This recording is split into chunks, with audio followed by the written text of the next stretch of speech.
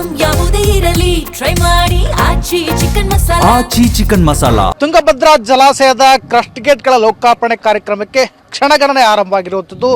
3 ರಾಜ್ಯದ ಸಿಎಂಗಳಿಂದ ಇನ್ನೇನು ಕೆಲವೇ ಕ್ಷಣಗಳಲ್ಲಿ ತುಂಗಭದ್ರಾ ಜಲಾಶಯದ 33 ಕ್ರಸ್ಟ್ಗಳ ಲೋಕಾರ್ಪಣೆ ಕಾರ್ಯಕ್ರಮ ನಡೆಯಲಿದೆ.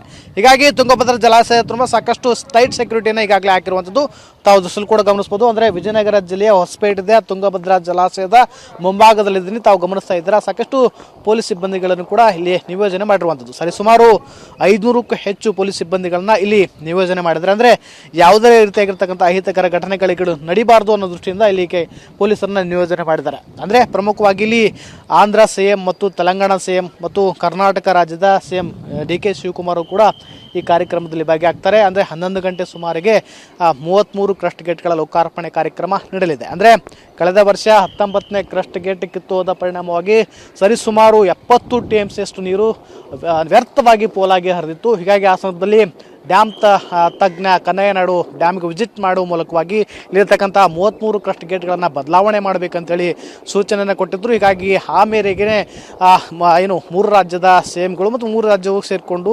ಇಲ್ಲಿರ್ತಕ್ಕಂತಹ 33 ಕ್ರಸ್ಟ್ ಗೇಟ್ಗಳನ್ನು ಬದಲಾವಣೆ ಮಾಡುವಂಥ ಕಾರ್ಯಕ್ರಮಕ್ಕೆ ಮುಂದಾಗಿದ್ದರು. ಜೊತೆಗೆ ಸರಿಸುಮಾರು 51 ಕೋಟಿ ರೂಪಾಯಿ ವೆಚ್ಚದಲ್ಲಿ 33 ಕ್ರಸ್ಟ್ ಗೇಟ್ಗಳ ಸಂಪೂರ್ಣವಾಗಿ ಬದಲಾವಣೆ ಮಾಡಿ ಹೊಸ ಗೇಟ್ಗಳನ್ನು ಅಳವಡಿಕೆ ಮಾಡಿರುವಂಥದ್ದು. ಅಂದರೆ ಹೊಸ ಕ್ರಸ್ಟ್ ಗೇಟ್ಗಳ ಅಳವಡಿಕೆ ಮಾಡಿರುವಂಥದ್ದು, ಹೊಸ ಚೈನ್ಗಳನ್ನು ಹಾಕಿರುವಂಥದ್ದು. ಈಗಾಗಲೇ ಹೊಸದಾಗಿ ಒಂದು ರೀತಿ ಮಧುವಣಗಿತ್ತಿಯಂತೆ ತುಂಗಭದ್ರಾ ಡ್ಯಾಮ್ ಕೂಡ ಕಂಗೊಳಿಸ್ತಾ ಇದೆ.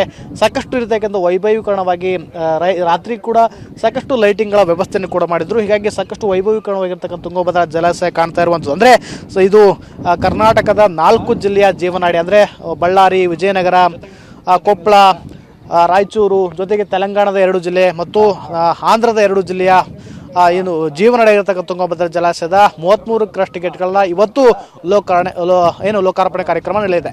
ಕ್ಯಾಮರಾ ಪರ್ಸನ್ ಜೊತೆ ವಿನಾಯಕ TV9 ವಿಜಯನಗರ.